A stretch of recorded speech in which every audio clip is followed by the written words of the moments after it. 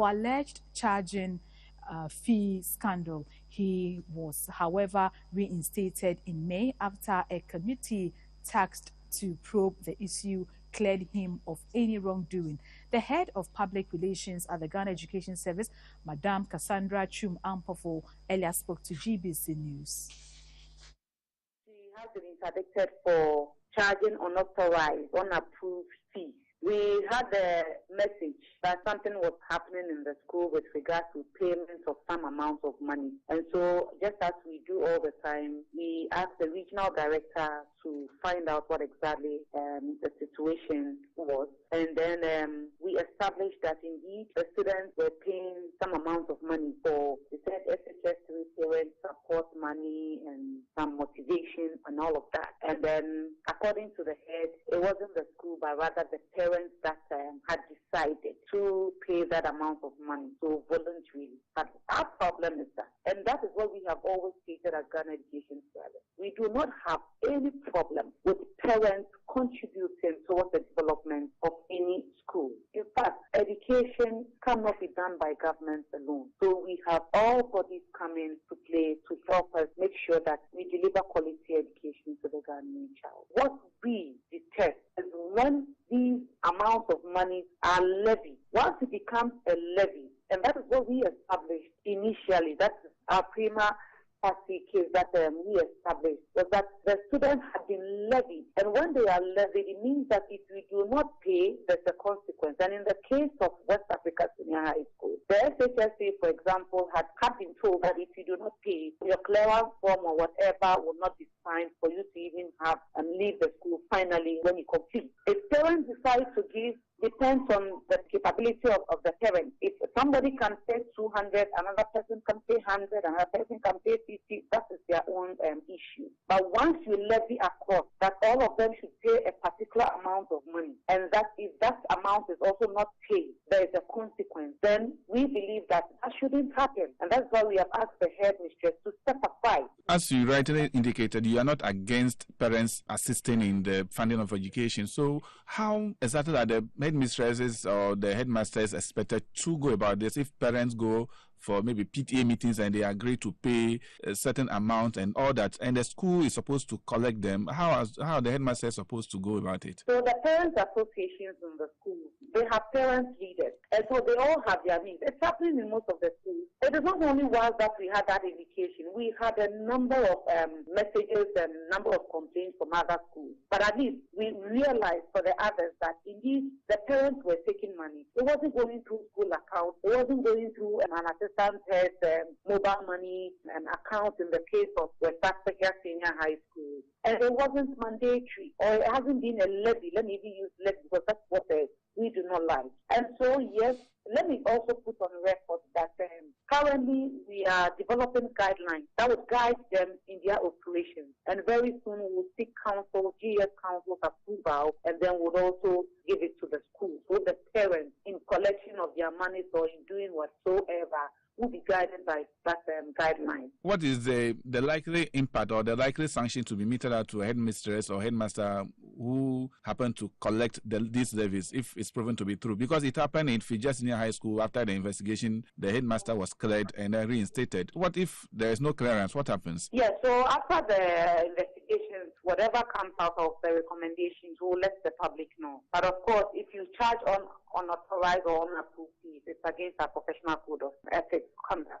So definitely there are consequences, that is if it's found to be true. In the case of Fija, yes, the parents charged money just as we heard and all of that. And so after the investigation, we realized that it hadn't been a levy, it wasn't mandatory, it was voluntary, and that is how come we have to also come back to tell you that there are investigations and all of that. We have to reinstate the head. And so let us finish with the investigation. Let us complete. She has just been asked to step aside. She hasn't been demoted. She hasn't been dismissed. We have not taken her off the head. We have only asked her to step aside whilst we begin the investigation. And so at the end of it all, you all will hear. We'll come back to you again.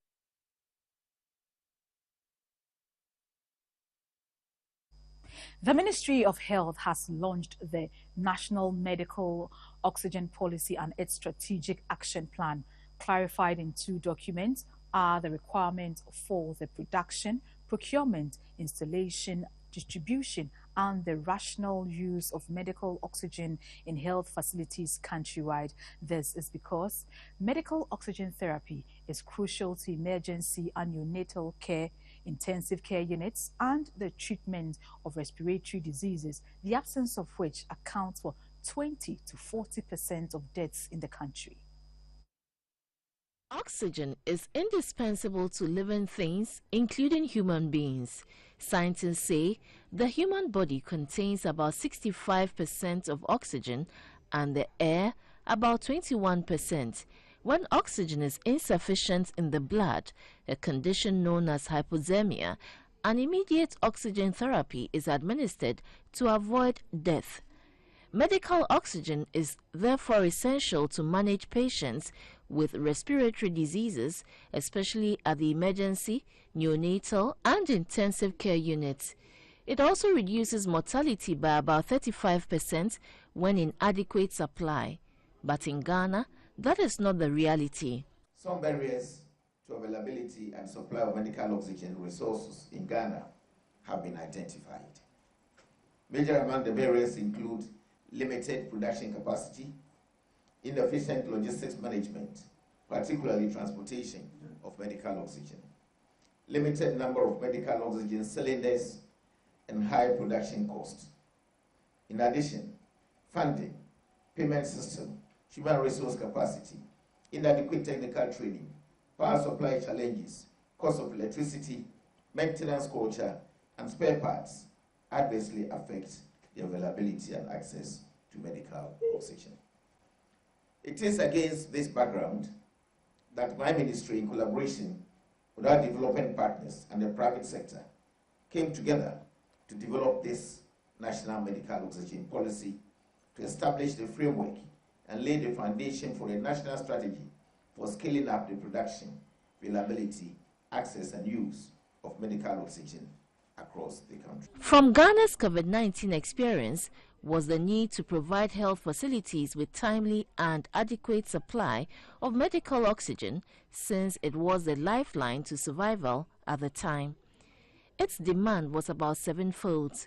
With financial support from the Clinton Health Access Initiative and other development partners, the National Medical Oxygen Policy and its Strategic National Action Plan have been birthed. The WHO hopes that Ghana will step up the production and equitable distribution of medical oxygen to reach remote areas. Its country representative, Dr. Francis Kasolo, further called for investment into the research for alternatives to medical oxygen. When she launched the document, Mrs. Akosua Frima Osei-Opare said the policy and national action plan are to ensure self-sufficiency in the supply of oxygen in health facilities countrywide. The government will further ensure that hospitals with bed capacity of 100 beds or more are well resourced to produce oxygen on site or resourced with liquid oxygen system to increase availability and access to medical oxygen.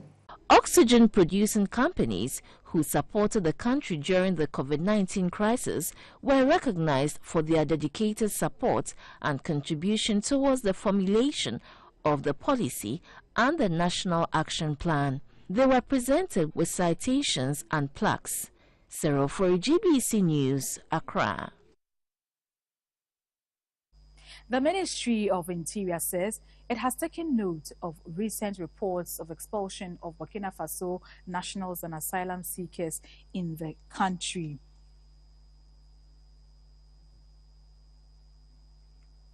A statement issued and signed by the Public Relations and Communications Units of the Ministry says Ghana has hosted refugees all over the world since the 1960s and is signatory to the UN 1951 Convention relating to the status of refugees and the OAU 1969 Convention governing the specific aspects of refugee problems in Africa.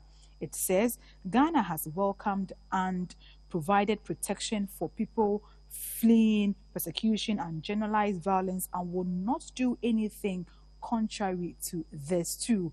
The country currently hosts refugees and asylum seekers from about 35 different countries who are received and registered by the Ghana Refugee Board on a daily basis. The statement says, over the past few years, the Ghana Refugee Board has successfully registered over 3,200 Burkinabe asylum seekers, with registration still ongoing. With the assistance of the UNHCR, the UN Refugee Agency, the Ghana Refugee Board has set up a reception center at Tarikom in the Boko West District and is in the process of relocating asylum seekers from the border areas to a new reception center. So far, over 500 Burkinabe asylum seekers have been relocated. The Interior Ministry says the Burkinabes will continue to enter Ghana and the country will ensure that all their rights as asylum seekers are upheld.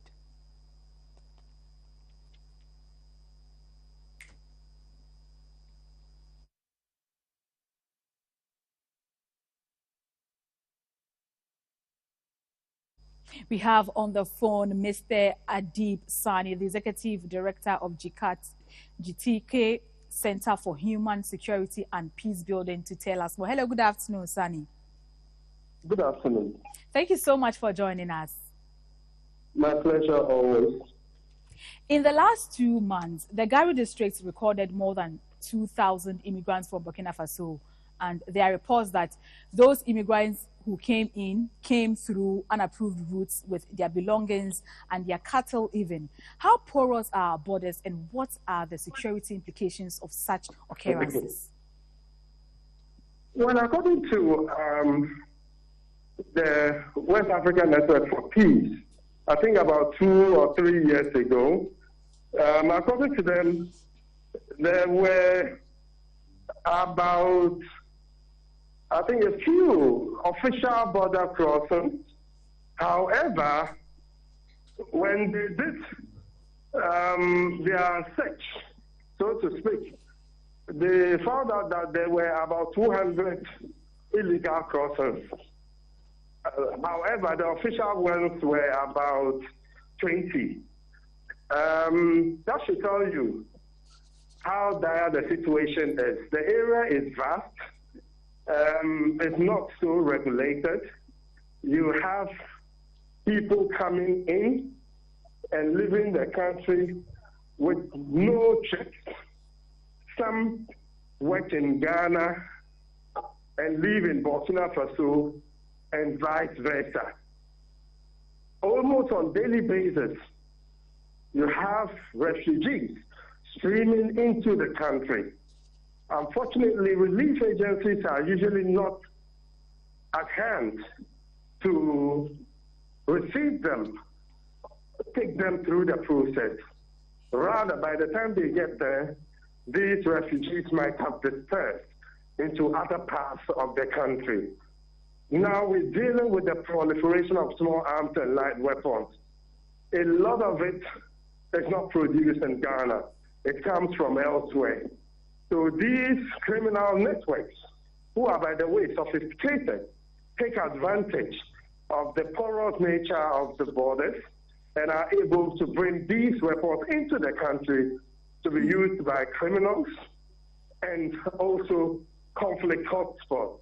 So it is a major threat, and I think it needs to be addressed ASAP, especially at this time we are contending with the threat of terrorism from Burkina Faso and other parts of the sub-region. Very well. What would be some of the solutions you recommend to this particular problem? First of all, we need the legal basis. And so far as I am concerned, there is a new strategy being developed to address border security or insecurity, I should say, especially the human security element, etc. Recently, some of us were invited to Alisa Hotel. We got to go through the documents We made our inputs, and I must say it's a giant step. We need the institutional structure as well. Sharing of intelligence is key. I do know that work is in progress to get something like a central database of all countries in West Africa, so they are able to share with each other. So when someone is on the run in Nigeria, he doesn't simply just come into Ghana and find us at a safe haven. We should also be in a position to know that this person is wanted in Nigeria. We need to include the locals in the security management process, because at the local level, when you go in there, they look at your face, they are able to tell whether you are from there or not. And if you are from there, they know which family or house you're coming from. So if we are able to integrate local security with national security, I think it will help. And the only way possible is for us to reach out to them, listen to their concerns, and take them through how we can collaborate to ensure that we are safe in this country. That is why I welcome See Something, Say Something campaign. It is a great idea. It's a great initiative. However, I have challenges with the way it has been implemented. I think there's a need for more civil society participation. There are some NGOs who are working on the ground at the border areas. We need the media to be involved, because so far as I am concerned, the media hasn't been very much involved. Sani, we'll call you more on that particular issue, but still on this asylum seekers. The host communities and opinion leaders over there are worried that these immigrants may compromise the peace in the area and want the government to find a solution to this trend. Is their call legitimate? I'm sorry, I didn't hear you. The line echoes. So I am asking that opinion leaders in host communities of these asylum seekers are worried that their peace is going to be compromised, and the pressure on their facilities, limited facilities for that matter, is their call legitimate? I'm sorry, I cannot hear you well. Can you hear me now, Sani? Yeah, it's better, but it's echoing. I don't know why. Sorry about it. Can you reposition yourself for us, please? Okay. All right, I think it's better. Is the sound better now? So I am asking that opinion leaders in host communities are worried that the refugees or the asylum seekers are going to exert pressure on their existing facilities and also the peace that they are currently enjoying. How true is this call or not? Well, surely there will be pressure on their limited resources. Already, these areas grapple with human insecurities, lack of jobs, no access to basic necessities such as healthcare, food, water, sanitation services, etc. So when they come in this way, sometimes it creates animosity, and unfortunately, sometimes it gets belligerent.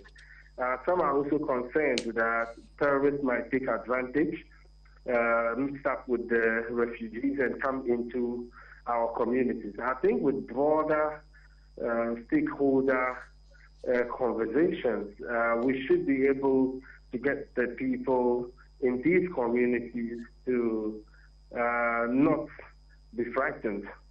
However, they shouldn't hesitate divulging information to the security services if they have any reason to believe that some of these individuals might be up to no good. So I think that their worries are legitimate. However, they need to also be spoken to. So unless they don't engage in certain activities that might, stoke violence in the area. Thank you very much, Sani. I've been on the phone with Sani Adip. He is the Chief Executive Director for GTK Center, and according to him, Ghana needs to be on guard, especially because of threats from terrorism and how porous our borders are. In other stories, 56-year-old first runner-up at the 2022 Ghana National Farmers Day event, Mr. Seth J. Fosu, a mixed farmer based in Kintampo South districts of the Bono East region, is suggesting to government to shift its attention from providing farmers with subsidized farm inputs to providing ready markets for their farm produce.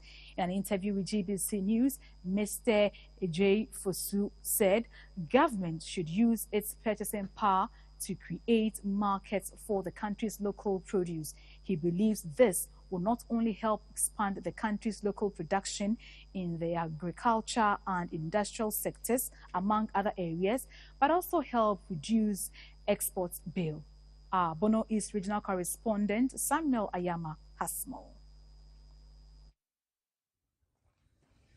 Reactions are mixed among farmers in the Bono East region and the country at large about the area government should focus its attention to make farming attractive. These include ready market, subsidized farm inputs, storage facilities, interest-free loans, irrigation facilities, among others. In the Bono East region, many farmers, including poultry farmers, are struggling to stay in business due to the high cost of poultry feed. And it is the same with tomato farmers. Speaking with GBC News, the 2022 first runner-up at the National Farmers Day, Mr. Seth J. Fosu, who has 300 acres of mango, appealed to government to shift focus from only cocoa. Government the new cocoa. Now so yeah buru isi anu mi to mo se wudu mango no ye kama. Amango kran so would the bus out where there but bia we ye be kama.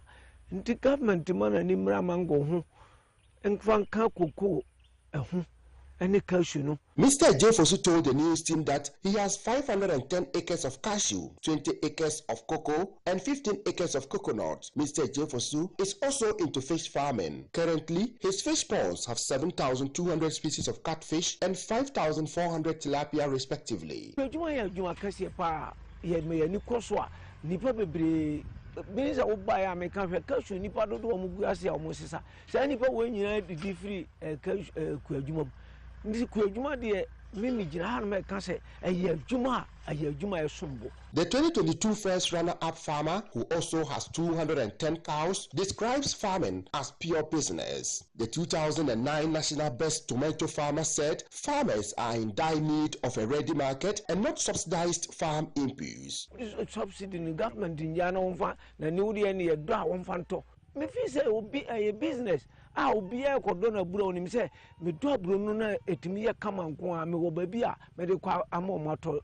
The award-winning farmer, who is also into poultry farming, has over 3,000 bears. He stressed that government must prioritize and especially promote the local poultry industry, says the Agriculture Ministry must is duty-bound to bridge the gap by creating an enabling environment for poultry farming to thrive. He called for cold stores and entities in the poultry supply chain to prioritize local poultry products. On job creation for the teeming unemployed youth, he said making the agriculture attractive would automatically create jobs for them. Samuel Ayama, GBC News, Amoma. The German Armed Forces Technical Advisory Group has handed over a 2-floor new signals training school to the Ghana Armed Forces at Bema Camp in Accra. The signals training school will enhance training and capacity building in modern military communications.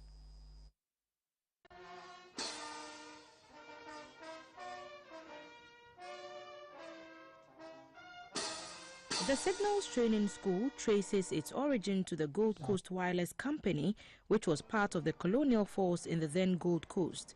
During the Second World War, the wireless company participated in the war in a support role and subsequently became a training squadron. After Ghana's independence, the Gold Coast Wireless Company was reconstituted as a Signals Training Squadron for personnel on military communication. It became the main communication training institution for the military and other security services until it was renamed Signals Training School. The school in the past operated in a wooden structure until 1999 when it was demolished to pave way for the construction of a new block.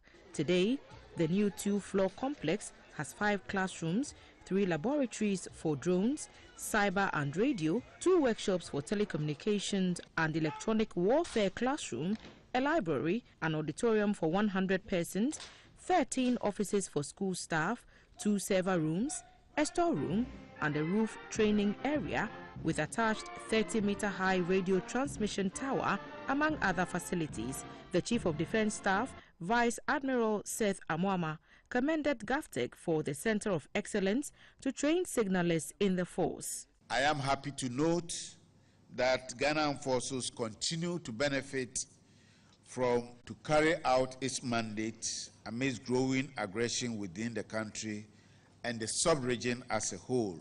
Lieutenant Colonel Ben Frey is the head of mission of German Armed Forces Technical Advisory Group, GAFTAG. This is the biggest construction work what we have ever done for GAF in the last 22 years. What should also not be forgotten is maintenance, repair, and respect for human rights.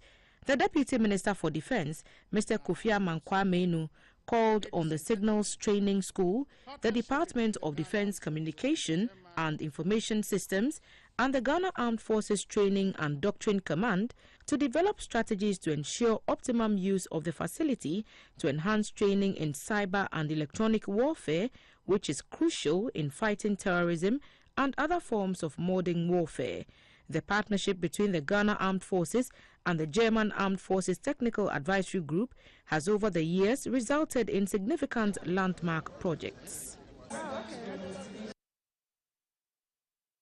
To build stronger ties with border communities and identify strange characteristics in Dunkwa Onofin in the Upper Dentra East Municipality of the Central Region, the Ghana Immigration Service Regional Command has established checkpoints at the various borders. During a tour of some borders in the municipality, the Regional Commander DC-01, Eric Afari, urged security personnel at the various checkpoints to be vigilant in order to ensure a safer country for all. The Regional Commander DC-01 Afari interacted with officers from the Upper Dentra Sector Command. He urged residents of border towns in Dunkwa and Ayamfuri to be watchful of suspicious characters and report odd behaviors to the security services. There's a lot of work that is to be done here. We acknowledge the fact that the area is very rich in natural resources. And when that happens, we expect a lot of influx of foreigners here. The migration would have to step up its operation to be able to deal with the challenges that are here. The Upper Dentra East Sector Commander, AC-1 Alhaji Seidu Ali Bayanina, called on all to assist them with staff housing, cars and other equipment that will improve upon the operations. Assemble has given us the green light. The approval letter is given for the erection of the points. We've located the site. It's just the other accoutrements we are waiting for, and we have been assured that very soon we will receive them and we'll kickstart. The service's code of discipline, according to DC-01 Afari, is still strict, and officers who conduct themselves improperly will not be spared. The newly created Ashanti North Regional Police Command at Mampong in the Ashanti region has a new headquarters. The building was financed by an indigene of Mampong, Mr. Yao Amponsa Mafo. The Vice President, Dr. Mahamudu Baumia, who inaugurated the facility, said Ghana's increasing population demands an increase in police presence to deal with the sophisticated nature of crime in the country, hence the creation of new regional commands.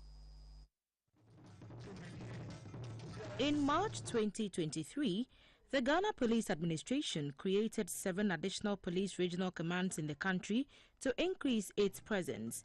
The service believes the additional regions will enable them work better with providing security and maintaining peace in the country. The Ashanti and the Eastern regions had 2 regional commands each.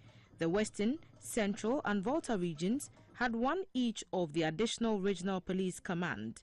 The Ashanti North Command has 4 combined divisional commands, Mampong, Ifiduase, Ofenso and Tepa, with its headquarters at Mampong. The police headquarters is named after the financier, Ejariase Police Station. It is to coordinate the administrative and operational work of the newly created Ashanti North Regional Command.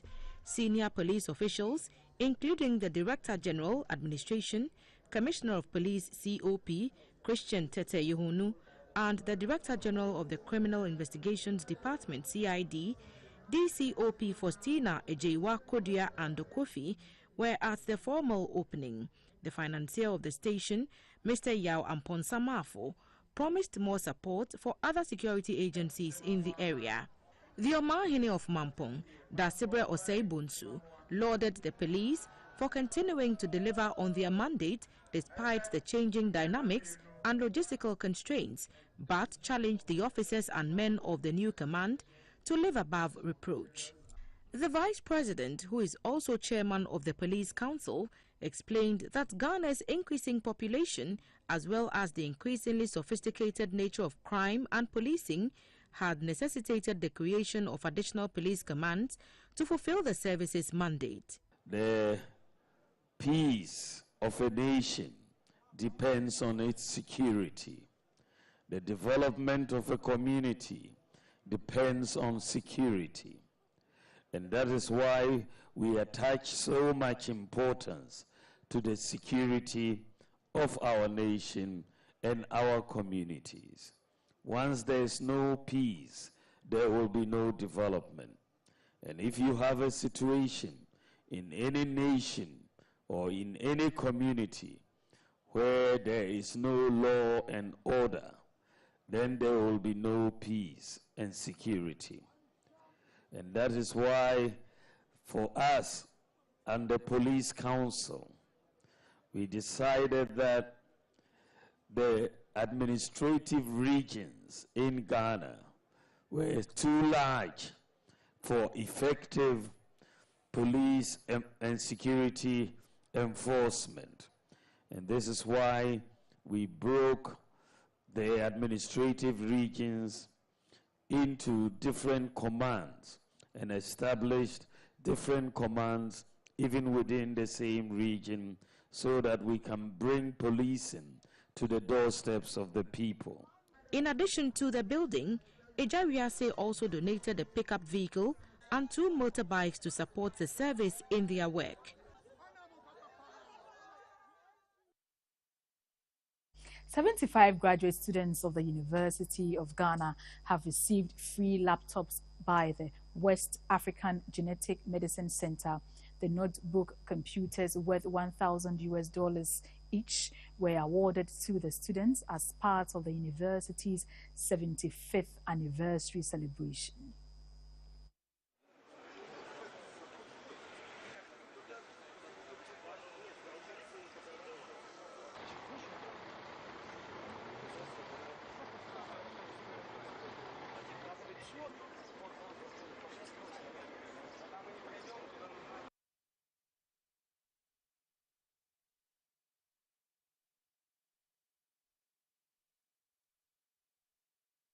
We apologize for the wrong video. We'll bring you that story in the course of the bulletin. A 14-year-old final year pupil of Unilever Methodist Junior High School in Obuasi in the Ashanti region, Enima Apiam Ponsa, shares her story of how she saves money from the little she is given by her parents to buy sanitary pads during her monthly cycle. Enima says this also ensures she is not absent from school. She spoke to GBC News at a program to distribute sanitary pads to adolescent girls in public basic schools in the Ashanti region. From advocacy groups show that nearly 500 million women and girls lack access to materials to enable them to manage their period safely, hygienically and free from embarrassment. It is for this reason that young feminist activists are leading grassroots campaign to fight stigma, taboos and period poverty among girls. They are highlighting the challenges and best practices regarding periods and raising the alarm on the need for broader conversation of menstruation beyond menstrual hygiene management grounded on human rights. For 14-year-old Enima Apiam Ponsa, A final year pupil of Unilever Methodist Junior High School, she saves her pocket money to buy sanitary pads every month. This is to avoid absenting herself from classes or embarrassment in school. Enima, who stays with her father, says she finds it difficult to ask her father money for sanitary pads. I stay with only my father, so when it comes to me buying sanitary pads, I feel shy asking him for money. So I starve myself in order to get money to buy the sanitary pad. But when these sanitary pads came in hand, I think I don't have to starve myself to get money to buy it again. So all I have to say to you guys is thank you. It is to help address some of these challenges that Anglo Gold Ashanti has partnered the GIZ, a German organization, the AGA Health Foundation, the Education Directorate of Obuasi East District, and the Ghana Health Service to distribute 10,000 sanitary pads to girls' public junior high schools in the municipality. The girls were also educated on how to maintain personal and environmental hygiene during the period. The Obuasi Municipal Girl Child Education Coordinator for the Ghana Education Service, Mrs. Cecilia Salifu, was grateful for the initiative, adding that performance in the Basic Education Certificate examination in the municipality has improved. Some years ago, we were having problem with enrollment of girls or girls staying in school to learn because of menstruation. When they menstruate, they start to sit at home. So the 7 days or the 5 days is done before they come. But this one is going to go a long way to help them to come to school and to stay in school and to improve performance in their education. Beneficiary schools of the menstrual hygiene campaign include Sanso MAJHS, Inshayeso MAJHS, and the Unilever Methodist JHS A and B, among others. Back to our earlier story, 75 graduate students of the University of Ghana have received free laptops from the West African Genetic Medicine Center. The notebook computers worth $1,000 each were awarded to the students as part of the university's 75th anniversary celebration. Evidently, COVID-19 led to an increase in online traffic as many were compelled to resort to e-learning, e-commerce, e-health, among others. It however exposed the limitations of many Ghanaians who were neither tech-savvy nor had the tools to thrive. Most students did not have laptops and access to internet, which adversely affected their learning experience. With its support to the University of Ghana's 75th anniversary, the West African Genetic Medicine Center mobilized resources to provide free laptops to graduate students for their research projects. Our contribution to the celebration of the 75 years was to design this laptop for free, and we decided to do 75 laptops. Essentially, we've given them an equivalent of $1,000 award. It is in the interest of the students to use it. It's not, this award is not one where we're going to take from the students, but there are 5 conditions that the students have to adhere to. One of them is obviously remaining in the university, responding to programs that we engage in. We are very confident, given the enthusiasm that the students have, that they will use the laptop for learning, and if they use it for recreational purposes, that is okay too. The students had earlier submitted applications to convince a team of panelists from the One Student, One Laptop Committee on why they deserve to be given the computers. 75 of them were shortlisted.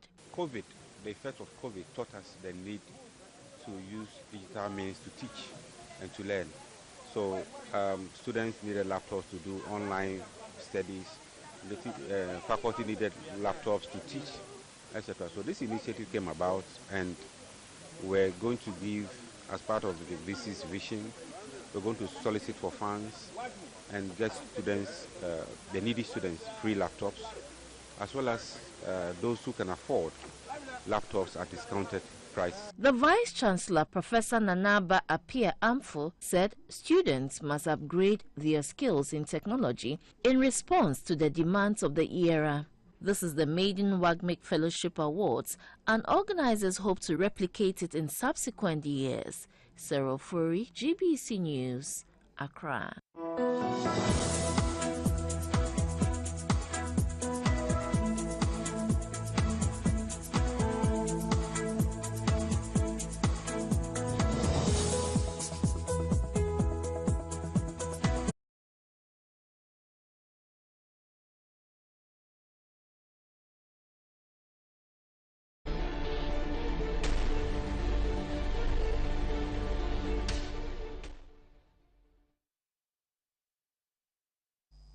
Good afternoon, welcome. Time now for the business segment, and I am Dorothy Ajmai. Ghana recorded $8 billion in the export of services in 2022, ranging from medical practitioners, teachers, ICT practitioners, among others, in order to ensure the human capital of Ghana is well positioned to win international contracts. The Ghana Export Promotion Authority has organized a forum to build the capacity of SMEs in the ICT sector on the preparation of tender documents for international contracts. The export of services from Ghana increased from $531 million in 2001 to $7,605 million in 2020, growing at an average annual rate of 21.88%. Raking in more revenue from the sector led to the Ghana Export Promotion Authority (GEPA) training ICT practitioners in the SME space. The participants were trained on how to participate in international bids and how to have the skills and expertise to prepare tender documents. The president of the Ghana Institute of Procurement and Supply, Mr. Samuel Annan, indicated that most of the institutions in Ghana are not able to compete in international bidding processes as the requirements are more strict and cumbersome than the local ones. This, he said, demands that the SMEs are trained in that arena. In participating in this international bid, you are aware about the requirement of these bids that are out there. And there are a lot of bids that are out there. I mean, we're talking about World Bank funded projects in Ghana, which is a lot of the projects ongoing. But unfortunately, me as a procurement specialist, I sit there and I receive bids, and the Ghanaian participation of Ghanaian companies participating in these bids are very few. And I ask myself why. I think the major thing is the capacity and expertise in putting together some of these documents. A deputy chief executive of the Ghana Export Promotion Authority, Mr. Sam Dentu, said the African Continental Free Trade Area provides several avenues through which the services of ICT professionals will be needed across the continent. Services export is the new thing. As we speak, we have officers in Croatia going under training on how we can enhance our exports in services. Today's program is another feat that we are achieving, or another step that we are taking to make sure that our IT companies know how to approach bidding of international contracts. About 40 ICT practitioners will be trained on topics such as specification development, understanding international bidding processes, how to tender in documents, among others. Unilever PLC Africa Director of Communications and Corporate Affairs has engaged selected journalists in Accra on the company's operations, and giving Ghana a thumbs up. Mr. Douglas Brew said the continent is doing extremely well and that the company is traditionally stronger in Ghana than Cote d'Ivoire because of its history. He describes Ghana as a stable country with a solid consumer base, though not as large as Nigeria.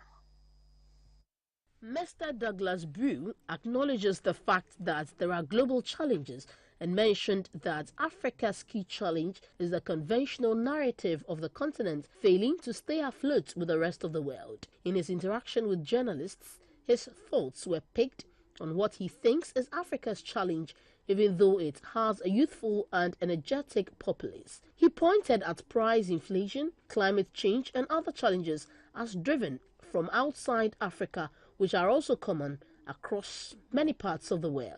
The whole world is facing challenges, not just Africa, and many of the challenges you're facing here in terms of price inflation, climate change, other challenges are driven from us outside Africa and are common across many parts of the world.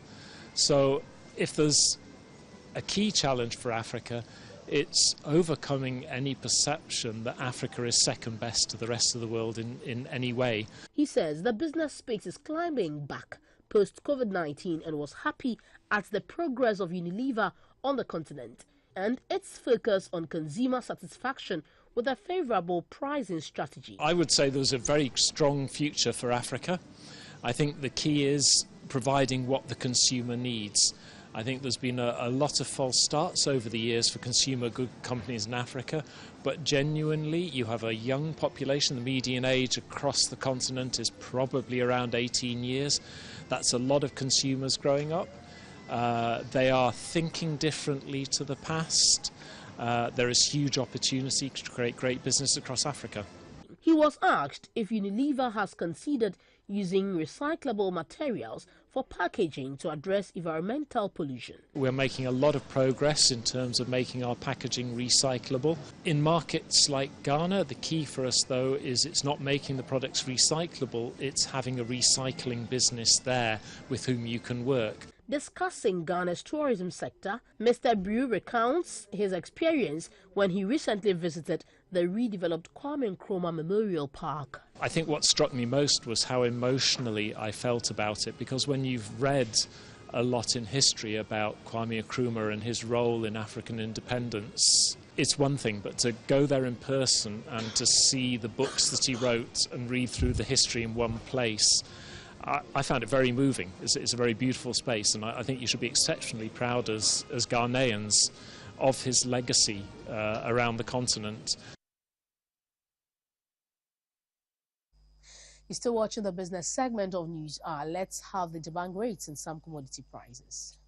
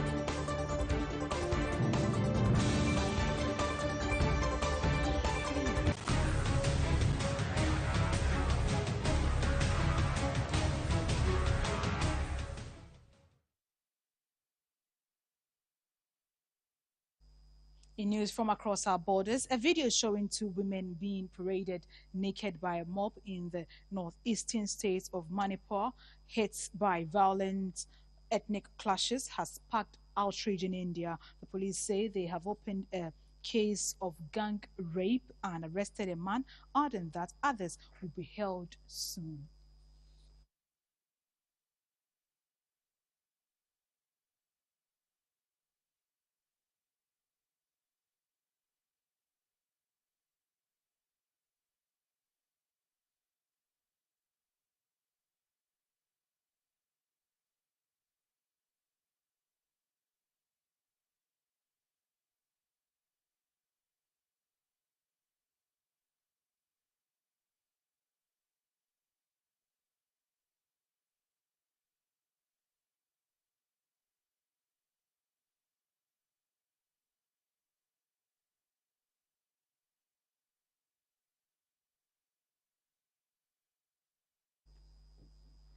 Wheat prices have risen sharply on global markets after Russia said it would treat ships heading for Ukraine ports as potential military targets. For the past 3 nights, Russia has bombarded Ukraine's grain facility in Odessa and other cities. Moscow also warned that from Thursday, any ship going there would be seen as siding with the Kiev regime. White House spokesman Adam said Russia had laid more sea mines in the approaches to Ukrainian ports as part of a coordinated Russian efforts to justify attacks on civilian ships.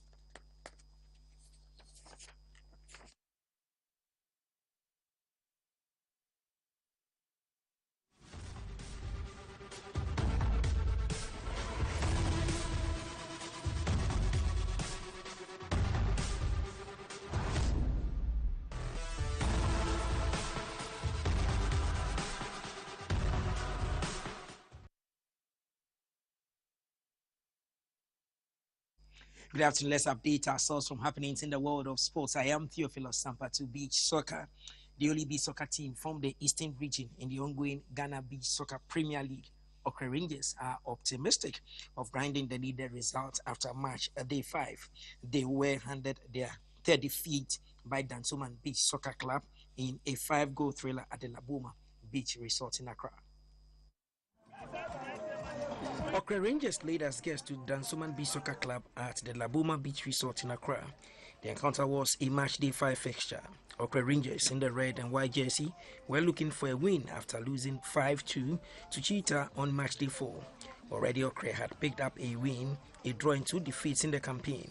Dansoman Beach Soccer Club, on the other hand, were looking to pick their first win in the campaign, having lost all their previous encounters and coming back on a 6-1 defeat to Nongwa Beach Soccer on match day 4. The encounter was keen. Both sides used their arsenals. However, it was Dansoman Beach Soccer Club that converted 3 of the chances they created into goals, whilst Okra scored 2. Despite the disappointment, captain of Okra Rangers, Uriel Apianti, said they have picked valuable lessons and will bounce back to winning ways soon. So far, so good. That's what I would say, because 5 matches down, we've won 1, drew 1, and then lost 3. Which is not all that good for us, but it comes with a problem. That's why I'll say that Okra Rangers from Eastern region, which is not in the coastal area, and beach soccer is always played in the sun, and we don't have it over there. That's one main challenge that Okra Rangers we are having. But from the previous matches that we play, we could see that although we are progressing, but our main challenge is finance. And I think if we have fans and this arena is sponsored over there and we go on training, I think we can become the greatest team ever. Because me like this, I was taken by the beach soccer president, which is Yampo Frankra, since 2007. By then I was a kid, so I was following the beach soccer. By then we played at La Pleasure Beach, and then he got me a team to play, of which I was called to the national team in 2013. So looking at my teammates, I'm the only experienced player in there. So I'm using this experience to teach the young ones. But our main challenge is the arena. Although we had one, but it has been dissolved, of which it's making training very difficult for us to play. So I'm pleading on the individuals, any sponsor that will come in to help us raise an arena at Okra, I will be very proud, and it will bring more talent to even come and play the national team. On expectation for match day 6, Uriah Apianti was positive of picking up a win to end their 3-match losing streak. It's a serious game. We are playing against Sea Sharks, of which they are from Teshin here. It's a very crucial game. But I'm urging my boys that although we don't have the arena, but we'll push and push hard. Here are the full results of matches played on day 5. Senior Sharks for Layuka 3. Dansoman Beach Soccer Club 3, Okra Rangers 2, Tesh United 2, Cheetah 8, Nongwa Beach Soccer 4, Sea Sharks 3. Zone 2, Keji Aveji Mighty Warriors 9, Ocean Stars Tegby 4, Voja Iron Breakers 4, Keji Miracle Beach Soccer Club 4, Ada Assurance 8, Sunset Sports Keta 6. Here are the parents for match day 6. Cheetah will lock horns with Nongwa. Okra Rangers will face Sea Sharks. Layoka will tackle Tesh United, and Senior Sharks will battle Dansoman Beach Soccer Club. Zone 2, Sunset Sports Kita will welcome Ada Assurance. Ocean Stars Tegby will cross swords with Haveji Mighty Warriors. Keji Miracles will welcome Voje Iron Breakers. This weekend's round of matches will be at the Cheetah Beach Soccer Arena as Senya Breku while Zone 2 will be at the Ada Assurance Based Soccer Arena. That's all for sports.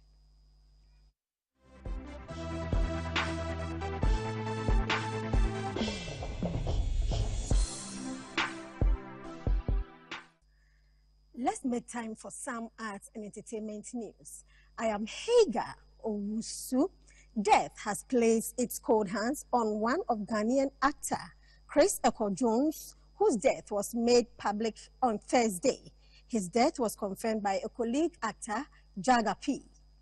I wonder why an old man like you should be bothering himself with school, why you should be at home helping your wife with the napkins and the dishes. Echo-Jones was the popular actor who was known for his versatile performances. Some of the popular TV series he starred in are Sun City and Choco Trotro.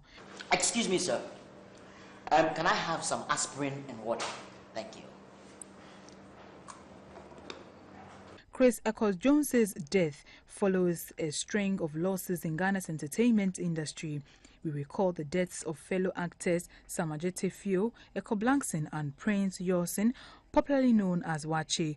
All four actors were known for their roles in a number of popular Ghanaian TV series, and their deaths have left a huge void in Ghana's entertainment industry. Chris Echo-Jones died on Saturday, July 15, 2023. His cause of death is unknown. Today's news is not a pleasant one. Fast-rising Ghanaian musician Black Sherif has been arrested at the Kotoka International Airport for a breach of contract. The news was received with surprise. My mystery box is somewhere very near. I feel it inside me. I'm feeling very